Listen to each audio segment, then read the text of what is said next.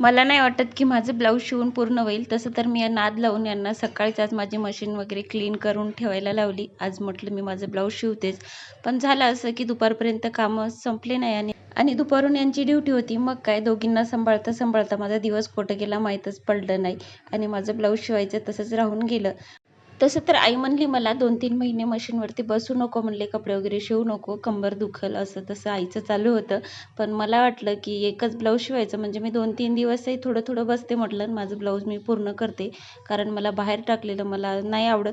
म्हणून मला म्हणजे मी जसे कपडे शिवायला लागले ना, तर मी माझे कपडे मी स्वतः शिवते. तर त्याच्यामुळं मला नको वाटते बाहेर टाकायला. तर तेच म्हटलं शिवावं आता, पण ते काय होत नाही आहे शिवून.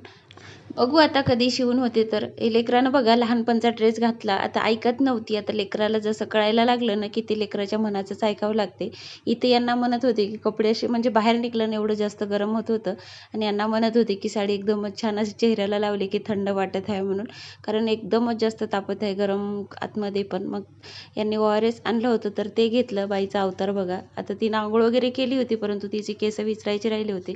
नंतर मग बाईचे पप्पा ड्युटीला गेले. मग घर वगैरे सर्व आवरून संध्याकाळच्या जेवणामध्ये जास्त काही बनवायचं नव्हतं. सकाळी बाईच्या पप्पाला वरणाला फोडणी द्यायला लावली तर त्यांनी छान बनवलं होतं परंतु तिखट जास्त टाकलं त्याच्यामुळं मी काही खाल्लं नाही.